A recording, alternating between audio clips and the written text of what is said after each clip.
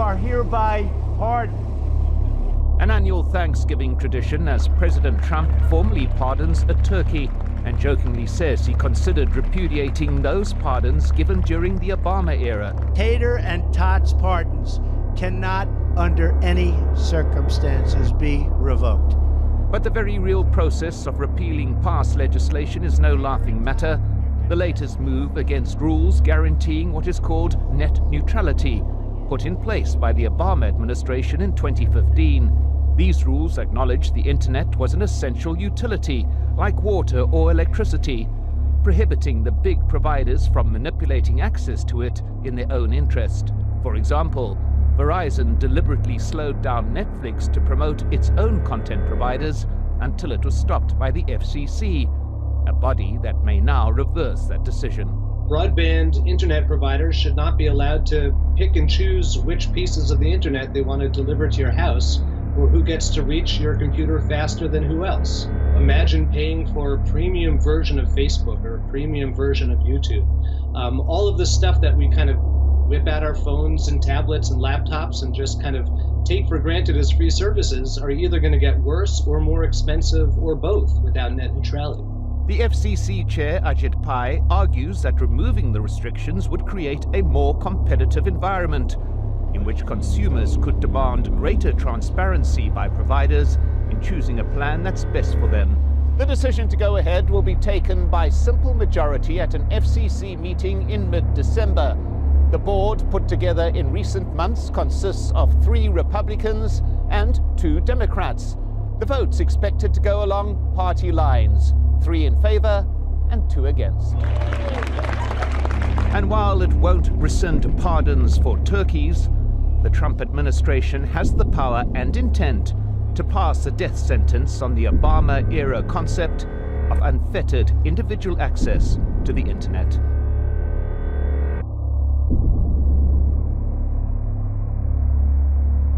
Net neutrality. It's a seemingly complicated hot-button term, but it's actually based on a pretty simple philosophy, that everything on the internet should be treated equally.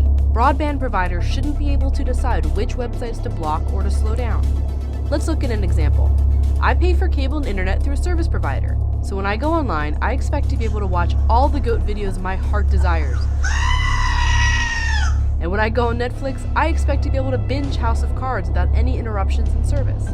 But without net neutrality, there's nothing stopping my service provider from simply blocking websites or slowing down the streaming speeds of websites, like Netflix. And it's already happened. In 2007, Verizon blocked text messages from a pro-choice abortion rights group. Verizon said they had the right to prevent consumers' access to any groups the company might deem controversial or unsavory, though they quickly backtracked. And just last year, Comcast slowed Netflix's streaming speeds until Netflix paid for smoother streaming. Netflix accounts for more than 30% of internet streaming, and Comcast believed that they should be accountable for some of the infrastructure upgrade costs. In February, when Netflix paid up, speeds went back up, as you can see here in the red line. Here's an analogy. Let's say FedEx wants Amazon to give them money because Amazon packages take up a large portion of their shipments, and FedEx thinks that they should chip in for their truck repairs. To pressure Amazon, FedEx slows down their delivery time, but the consumer is the one who paid for the 2-day shipping in the first place, and the consumer is the one hurt by having her packages delayed. The FCC wants to establish clear rules to make sure that broadband providers can't do this. They plan to define the internet providers as common carriers under Title II of the Communications Act. Companies regulated under Title II can't discriminate what services they're providing to the consumer. It's why FedEx can't discriminate against Amazon deliveries. Democrats and President Obama strongly support these regulations. Many Republicans in the broadband industry see it as more unnecessary government oversight. They worry the regulations will prevent innovation and growth. The thinking goes, if AT&T and Comcast are required to let anyone use their lines for free, why would they spend billions of dollars building them in the first place? They also see the free market as a solution. If you don't like Comcast slowing your Netflix, switch to Verizon. The sticking point there is the majority of American consumers currently only have one provider of high-speed internet service to choose from. The debate will likely continue after the FCC rules on this February 26th. Well, this week, an FCC hearing here in D.C. got a little out of control as 2 protesters disrupted. Commissioner Pai, can't you see?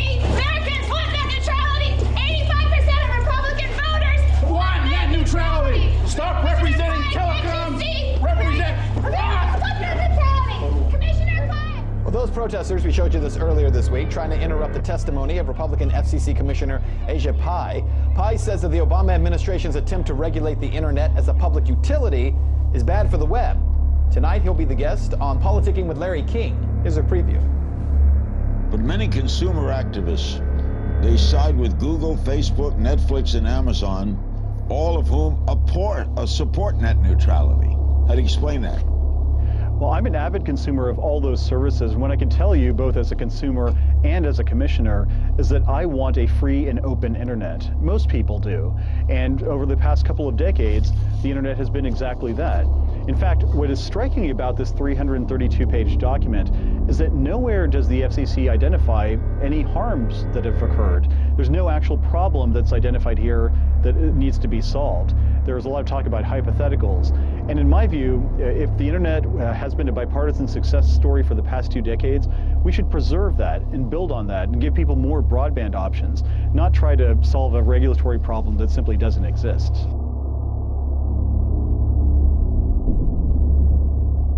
Mr. Pai, if our goal is to encourage domestic investment by and promote competition between internet service providers in the United States, shouldn't we return to the Clinton-era light touch approach to the internet?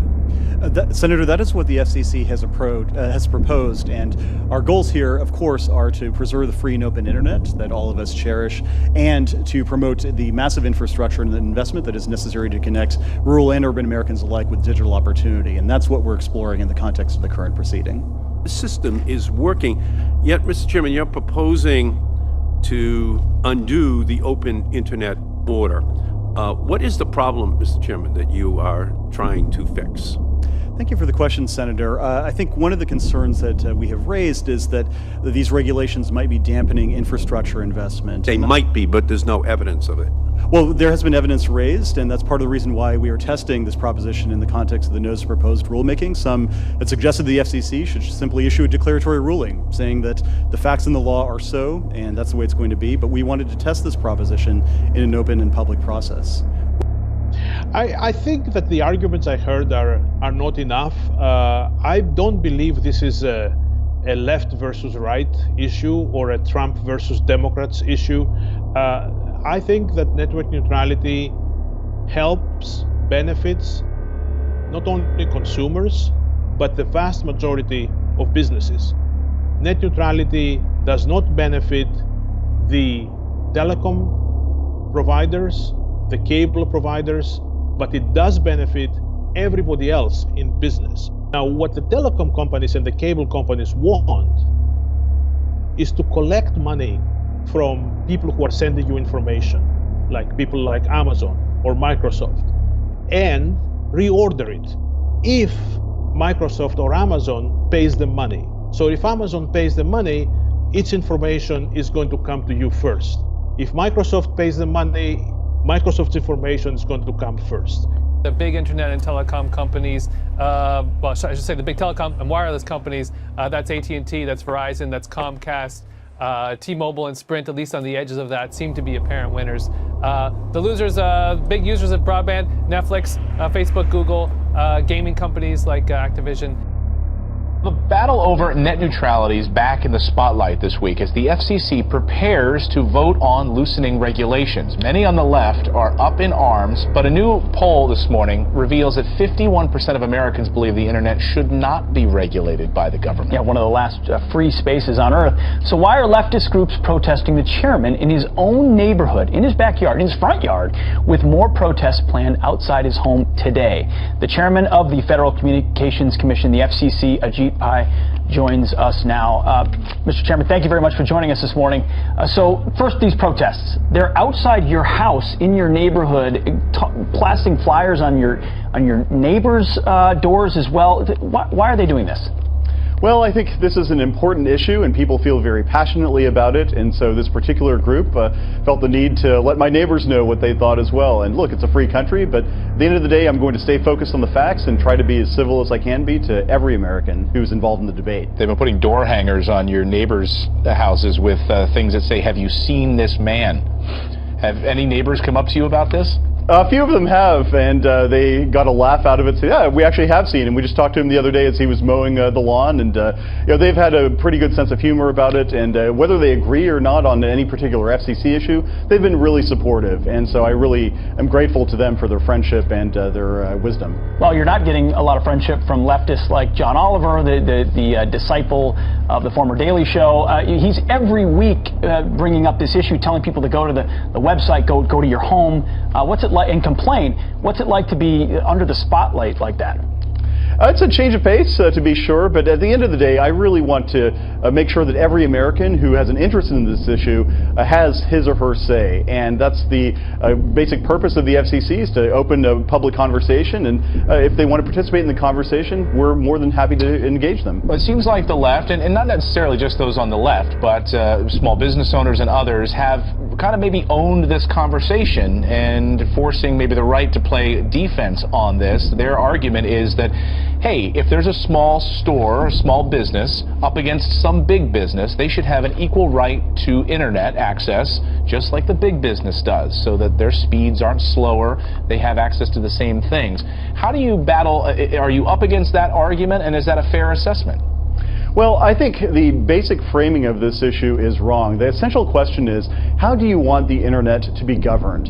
Do you want it to be heavily regulated by government lawyers as a slow-moving utility, or do you want light touch regulations so that we get more investment in the networks, more innovation online, more consumers benefiting from the digital economy? I tend to take the latter view, as did President Clinton, as did President Bush, as did President Obama during the first 6 years of his tenure. And so all we're proposing to do is return to that light touch, market-based regulation that has served consumers across the country so well for almost 20 years. If you had a situation where, here's the argument, right, that you have, for instance, Comcast, which owns Hulu, which owns NBC, right, and one night you're surfing through the internet and you want to watch Hulu and it loads like that because Comcast owns it and it makes it fast. You want to jump over to Netflix, they don't own it, it's slow.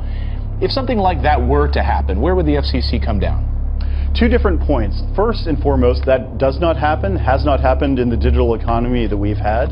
Second of all, if it did happen, if we saw an example of any kind of anti-competitive conduct, that is squarely something that the antitrust authorities at the Federal Trade Commission or the Justice Department are empowered to take action on. And that's the last thing we want to see, of course, is anti-competitive conduct. Sure, and of course in a capitalist country you can change the channel or go to a different service if you want to in a free economy.